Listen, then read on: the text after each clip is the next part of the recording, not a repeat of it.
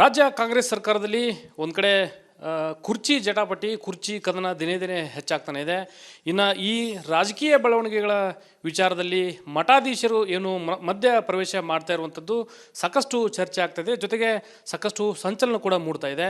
ಇನ್ನು ಈ ಬಗ್ಗೆ ಮಾತನಾಡಲಿಕ್ಕೆ ರೇವಣಸಿದ್ದೇಶ್ವರ ಮಠದ ಬಸವರಾಜ ದೇವರು ನಮ್ಮ ಜೊತೆಗಿದ್ದಾರೆ, ಅವ್ರನ್ನ ಮಾತಾಡ್ತೀನಿ. ಸ್ವಾಮೀಜಿಗಳೀಗ ಒಂದು ಕಡೆ ರಾಜಕೀಯ ಬೆಳವಣಿಗೆಗಳು ಪ್ರತಿನಿತ್ಯ ಯಾವ ರೀತಿ ಬೆಳವಣಿಗೆ ನಡೀತಾ ಇದ್ದಾವೆ ತಾವು ಕೂಡ ಗಮನಿಸಿದಿರಿ. ಈ ಒಂದು ವಿಚಾರದಲ್ಲಿ ಮಠಾಧೀಶರು ಹಸ್ತಕ್ಷೇಪ ಮಾಡ್ತಾ ಇರೋದು, ಮಠಾಧೀಶರು ಮಧ್ಯಪ್ರವೇಶ ಮಾಡ್ತಾ ಇರೋದು ಸಾಕಷ್ಟು ಚರ್ಚೆ ಆಗ್ತಾ ಇದೆ. ತಾವೇನು ಹೇಳ್ತೀರಿ?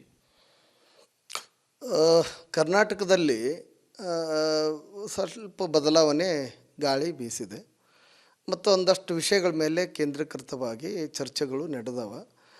ಆ ವಿಚಾರದಲ್ಲಿ ಕೆಲವು ಮಠಾಧೀಶರು ಒಂದಷ್ಟು ವೈಯಕ್ತಿಕ ಹಿತಾಸಕ್ತಿ ಅಂತಲ್ಲ, ರಾಜ್ಯದ ಕೆಲವು ಮುಖಂಡರುಗಳು ಅಥವಾ ಸಮುದಾಯದ ಮುಖಂಡರುಗಳಿಗೆ ಸ್ಥಾನಮಾನ ಸಿಗ್ಬೇಕಂತೇಳಿ ಒಂದಷ್ಟು ಆಗ್ರಹ ಮಾಡಿದರು.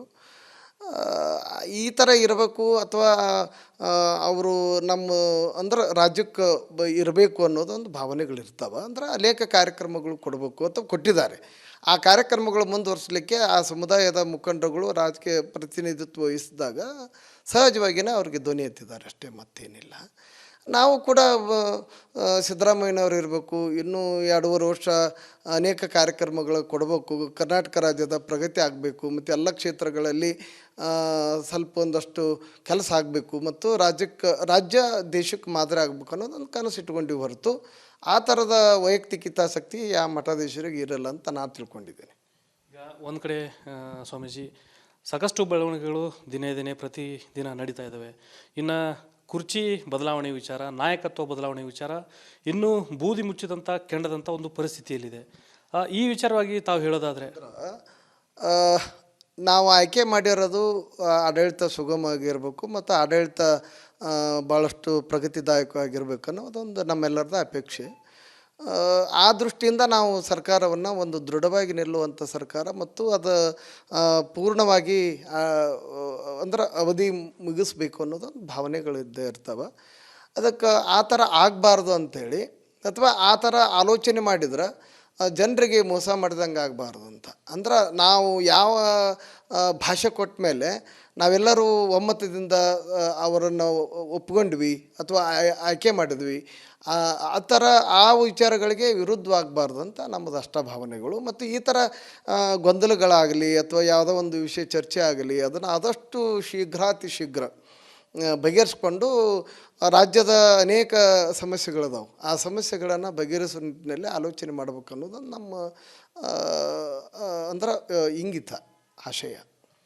ಈಗ ಸಿದ್ದರಾಮಯ್ಯನವ್ರನ್ನ ಸಿ ಎಂ ಕುರ್ಚಿಯಿಂದ ಕೆಳಗಿಳಿಸಬೇಕು, ಡಿ ಕೆ ಶಿವಕುಮಾರ್ ಅವ್ರನ್ನ ಸಿ ಎಂ ಮಾಡಬೇಕು ಅಂತಕ್ಕಂಥ ವಿಚಾರ ಸಾಕಷ್ಟು ಒಂದು ಬಣದ ಕಿತ್ತಾಟ ನಡೀತಾ ಇತ್ತು. ಈಗ ಈ ವಿಚಾರವಾಗಿ ಒಂದು ಸ್ವತಃ ಸಿ ಎಂ ಅದೇ ರೀತಿ ಡಿ ಸಿ ಎಂ ಪ್ರಸ್ತಾಪ ಮಾಡೋ ಮೂಲಕ ಇದನ್ನು ಹೈಕಮಾಂಡ್ ವಿವೇಚನೆಗೆ ಬಿಟ್ಟಿದ್ದಾರೆ ಸ್ವಾಮೀಜಿ. ಈಗ ಒಂದು ಕಡೆ ಈ ಕುರ್ಚಿ ಕಿತ್ತಾಟ ಹೈಕಮಾಂಡ್ನ ಅಂಗಳಕ್ಕೆ ಹೋಗಿದೆ. ರಾಜ್ಯ ಸರ್ಕಾರಕ್ಕಿರ್ಬೋದು, ಅದೇ ರೀತಿ ಕಾಂಗ್ರೆಸ್ನ ಒಂದು ಹೈಕಮಾಂಡ್ಗೆ ತಾವೇನು ಹೇಳಲಿಕ್ಕೆ ಇಚ್ಛೆಪಡ್ತೀರಿ? ಅದನ್ನು ಈ ಒಂದು ವಿಚಾರವನ್ನು ಅಂದ್ರೆ ಭಾಳ ಸೂಕ್ಷ್ಮವಾಗಿ ಬಗೆಹರಿಸ್ಕೋಬೇಕಾಗತ್ತೆ ವರಿಷ್ಠರು. ಬೆಳವಣಿಗೆಗಳು ಆಗದಂಗೆ ನೋಡ್ಕೊಳ್ತಕ್ಕಂಥದ್ದು ಹಿರಿಯರ ಕರ್ತವ್ಯ ಮತ್ತು ಅದೇನು ಪಕ್ಷದ ಸಿದ್ಧಾಂತ. ಆದರೆ ಅವ್ರನ್ನ ಮುಖ್ಯಮಂತ್ರಿ ಮಾಡೋದು ಅಥವಾ ಮುಖ್ಯಮಂತ್ರಿ ಸ್ಥಾನದ ಕೆಳಗಿಳಿಸ್ತಕ್ಕಂಥದ್ದು ಅದು ಶಾಸಕರಿಗೆ ಸಂಬಂಧಪಟ್ಟಿದ್ದು. ಅದು ನಮ್ಮ ಧರ್ಮದ ಮುಖಂಡರಿಗೂ ಅಲ್ಲ. ಆದರೆ ನಮ್ಮದೊಂದು ಧ್ವನಿ ಹಿಂಗಿರ್ಬೇಕು ಅಂತ ಬುದ್ಧಿವಾದ ಹೇಳಿಕೆ ಏನು ತಪ್ಪದ?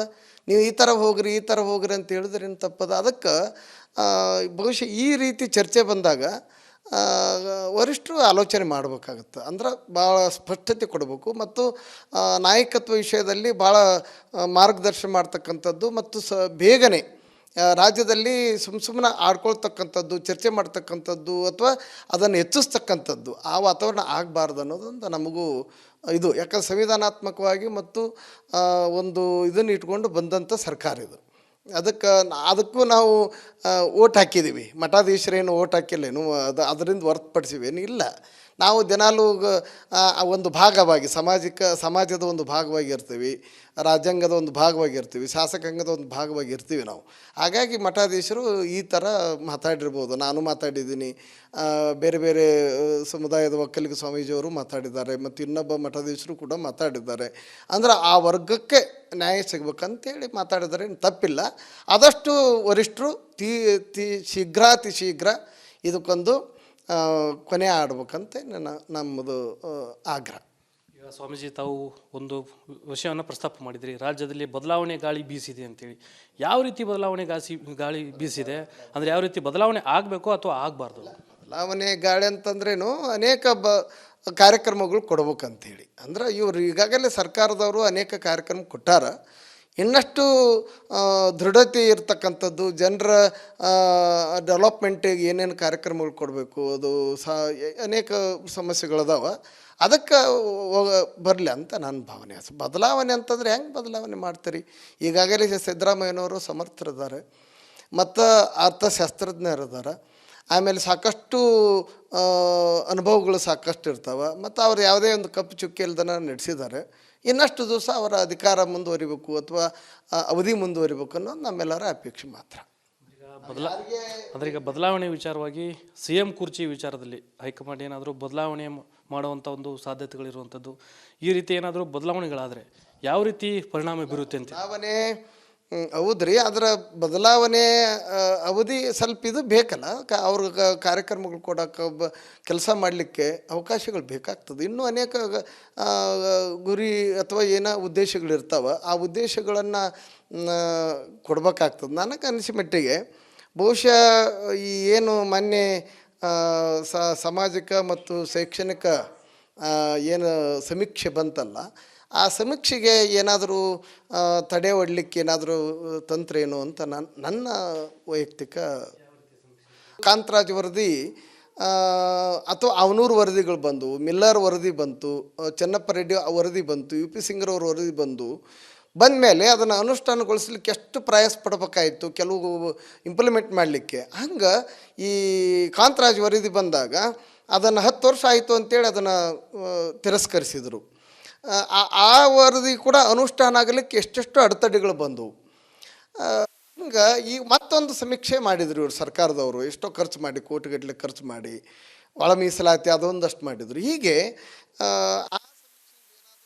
ಯಾರು ಆರ್ಥಿಕವಾಗಿ ಹಿಂದುಳಿದಾರೆ, ಯಾರು ರಾಜಕೀಯವಾಗಿ ಹಿಂದುಳಿದಾರೆ, ಯಾರು ಸಾಮಾಜಿಕವಾಗಿ ಹಿಂದುಳಿದಾರ, ಯಾರು ಶೈಕ್ಷಣಿಕವಾಗಿ ಹಿಂದುಳಿದಾರ, ಮತ್ತು ಯಾರು ಜನಸಂಖ್ಯೆ ಹೆಚ್ಚಿದೆ, ಯಾವ ಜನಸಂಖ್ಯೆ ಅನುಗುಣವಾಗಿ ಅವರಿಗೆ ಅಧಿಕಾರ ಕೊಡಬೇಕಾಗಿತ್ತು, ಅಥವಾ ಅವರು ರಾಜಕೀಯವಾಗಿ ಎಷ್ಟು ಮುಂದುವರಿಬೇಕಾಗಿತ್ತು, ಸಮಾಜಕ್ಕೆ ಮುಂದುವರಿಬೇಕಾಗಿತ್ತು ಅನ್ನೋದನ್ನು ಎಲ್ಲ ಸಮೀಕ್ಷೆಗಳು ಮಾಡ್ಕೊಂಡಿದ್ದಾರೆ ಮೊನ್ನೆ. ಆ ಥರ ಏನಾದರೂ ಸಮೀಕ್ಷೆ ಹೊರಗೆ ಬಂದ್ರೆ ನಮಗೆ ಎಲ್ಲಿ ಕಷ್ಟ ಆದಿತ್ತು ಅನ್ನೋ ಭಾವನೆ ಕೆಲವು ಜನರಿಗಿದ್ರೆ ಏನು ಮಾಡೋಕ್ಕಾಗುತ್ತೆ? ನಂದು ನೇರವಾದಂಥ ಒಂದು ಆರೋಪ ಇದೆ. ಈಗ ಒಂದು ಕಡೆ ಈ ಬದಲಾವಣೆ ವಿಚಾರವಾಗಿ, ಯಾಕಂದರೆ ತಾವು ಈ ಸಮೀಕ್ಷೆಯನ್ನು ತಡೆ ಹಿಡುವಂಥ ನಿಟ್ಟಿನಲ್ಲಿ ಒಂದು ಕಡೆ ಅಡ್ಡಿಪಡಿಸುವಂಥ ಕೆಲವೊಂದು ವೈಯಕ್ತಿಕ ಹಿತಾಸಕ್ತಿಗಳ ವಿವೇಚನೆ ಇರ್ಬೋದು ಅಂತಕ್ಕಂಥ ಒಂದು ಮಾತುಗಳನ್ನ ವ್ಯಕ್ತಪಡಿಸಿದ್ರಿ. ಬದಲಾವಣೆ ಆಗಬೇಕೋ ಬೇಡವೋ ಸರ್ ಸ್ವಾಮೀಜಿ? ಬದಲಾವಣೆ ಅವ್ರ ಮನಸ್ಸಿನ ಬದಲಾವಣೆ ಆಗಬೇಕು ಹೊರತು ಈ ಥರ ಬದಲಾವಣೆ ಅಂತಲ್ಲ. ಆದರೆ ವರಿಷ್ಠರು ತೀರ್ಮಾನ ಮಾಡ್ತಾರೆ, ವರಿಷ್ಠರು ಇವ್ರು ಇರಬೇಕು ಅವ್ರು ಇರಬೇಕು ಅನ್ನೋದು ಅವ್ರದ್ದು. ಯಾಕಂದ್ರೆ ನಮ್ಮ ಮಾತುಗಳನ್ನು ಕೇಳಿದ್ರೆ ಅಥವಾ ಹಲವಾರು ಜನರ ವಿಚಾರಗಳನ್ನು ಕೇಳಿದರೆ ಏನೇನೋ ಆಗ್ಬೋದಾಗಿತ್ತು. ವರಿಷ್ಠರು ಆಲೋಚನೆ ಮಾಡ್ತಾರೆ, ಆ ಪಕ್ಷದ ಸಿದ್ಧಾಂತ, ಅವರ ಆಲೋಚನೆಗಳು, ಅದು ಆಂತರಿಕವಾಗಿರುವಂಥದ್ದು. ಆದರೆ ಯಾರು ಒಳ್ಳೆ ಕೆಲಸ ಮಾಡ್ತಿದ್ದಾರೆ, ಯಾರು ಸಮರ್ಥವಾಗಿ ಕೆಲಸ ಮಾಡ್ತಿದ್ದಾರೆ, ಅವ್ರನ್ನ ಸುಮ್ಮನೆ ಏನೋ ಇಲ್ದನ ಅದರ ತಿರಸ್ಕರಿಸ್ತಕ್ಕಂಥದ್ದು ಅಥವಾ ಪದಚ್ಯುತಿಗೊಳಿಸ್ತಕ್ಕಂಥ ಆಲೋಚನೆ ಬರ್ತಕ್ಕಂಥದ್ದು ಸರಿಯಾದ ಕ್ರಮ ಅಲ್ಲ ಅಂತ ನನಗೆ. ಈಗ ಕೊನೆಯದಾಗಿ ತಮ್ಮ ವಿಶ್ಲೇಷಣೆ ಪ್ರಕಾರ ಈಗಿರುವಂಥ CM ಸಿದ್ದರಾಮಯ್ಯನವ್ರನ್ನ ಯಾವುದೇ ಕಾರಣಕ್ಕೂ ಬದಲಾವಣೆ ಮಾಡಬಾರ್ದು, ಆ ಥರ ಆಲೋಚನೆ ಬರಬಾರ್ದಾಗಿತ್ತು. ಬೇಕಾದ್ರೆ ನೆಕ್ಸ್ಟು ಅವರು ಅಧ್ಯಕ್ಷರು ಕೂಡ ಸಮರ್ಥರಿದಾರ, ಈಗ ಉಪಮುಖ್ಯಮಂತ್ರಿಗಳು ಸಮರ್ಥರಿದಾರ, ಅವ್ರಿಗೆ ಅವಕಾಶ ಇದ್ದೇ ಇರ್ತಾವೆ. ಆದರೆ ಅವರು ನಿನ್ನೆ ಬ್ರೇಕ್ಫಾಸ್ಟ್ ಏನು ಮೀಟಿಂಗ್ ಆಯಿತು, ಅವರೆಲ್ಲ ಒಮ್ಮತದಿಂದ ಹೇಳಿದ್ದಾರೆ. ಮತ್ತು ಇನ್ನೊಂದು 2 ದಿವಸದಾಗ ನಾನು ಅವ್ರ ಮನೆಗೂ ಉಪಹಾರಕ್ಕೆ ಹೋಗ್ತೀನಿ, ನಮ್ಮಲ್ಲಿ ಒಗ್ಗಟ್ಟಿದೆ ಅಂತ ಅವರು ಹೇಳ್ತಾ ಇದ್ದಾರೆ. ನನಗನ್ಸಿದ ಮಟ್ಟಿಗೆ ಈ ಜನರ ಭಾವನೆಗಳು ಏನದಾವ ಅನ್ನೋದನ್ನು ಅವರು ಅರ್ಥ ಮಾಡ್ಕೊಂಡು ನಡಿಬೇಕಂತ ನಮ್ಮದು ಅಭಿಪ್ರಾಯ ಅಷ್ಟೇ. ಸಿದ್ದೇಶ್ವರ ಮಠದ ಸ್ವಾಮೀಜಿಗಳಾಗಿರ್ತಕ್ಕಂಥ ಬಸವರಾಜ ದೇವರು ಅವರ ಮಾತುಗಳು.